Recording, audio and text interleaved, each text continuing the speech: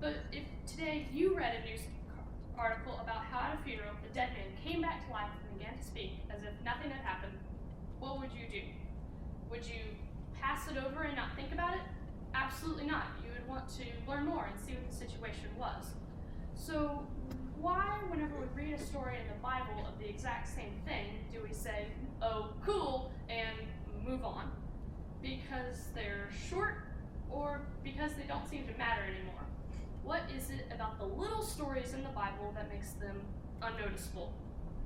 Maybe we expect when we do something for God there to be fireworks, popcorn, and applause.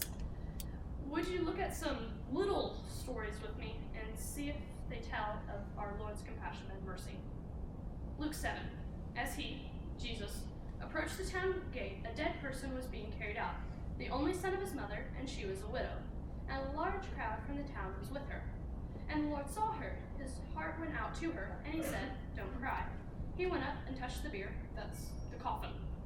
They were carrying him on, and he sat up and began to talk, and Jesus gave him back to his mother. The words that stick out to me in this story is the only son of his mother, and she was a widow. During this time, it meant that the woman had no income at all. Nothing was going for her. She was a woman, and she had no one to provide for her. But Jesus, in his mercy, gave the son his life back and her means to live and prosper. I also want to introduce to you another woman that I didn't know existed until I began studying for Bible, which is my favorite part of LTC. Now presenting Joanna, wife of Cheza. I'm only mentioned twice in the Bible, both in the book of Luke. Luke 8, verse 2. Some women who had been cured of evil spirits and diseases, Mary, called Magdalene, from whom 7 demons had been brought out, Joanna, wife of Cheza, manager of Herod's household, Susanna, and many others. These women were helping support them out of their own means. These women took care of Jesus' earthly needs out of their own pocket. But why did I introduce to you Joanna instead of Susanna or even Mary Magdalene? For the sake of the other time that Joanna is mentioned. In Luke 24, we hear about Jesus' resurrection, and of the women at the tomb, Joanna is there.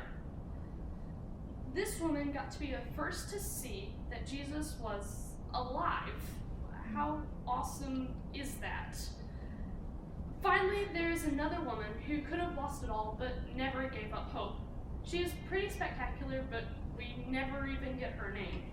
Her story is mentioned in passing, and no one gives her much thought. And a woman was there who had been subject to bleeding for 12 years, but no one could heal her. She came up behind him and touched the edge of his cloak, and immediately her bleeding stopped. "Who touched me?" Jesus asked. But when they all denied it, Peter said, "Master, the people here in the crowd are pressing against you." But Jesus said, "Someone touched me, for I know that power has gone out from me."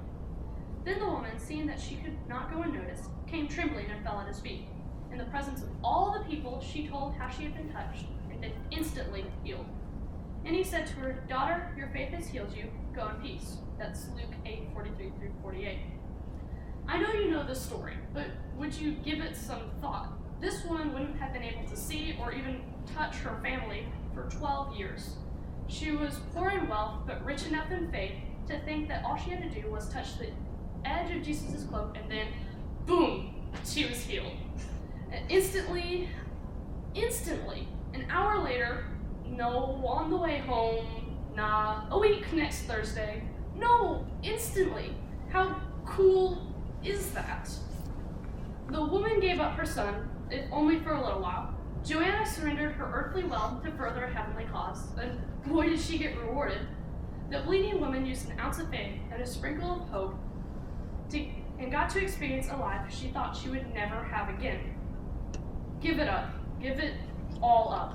And if you don't see how in the world anything could ever turn out right, remember that the widow saw her son die. Joanna was there at the cross, and the bleeding woman had to suffer for 12 years. Look to the little stories in the Bible. They might be the ones who gave up the most.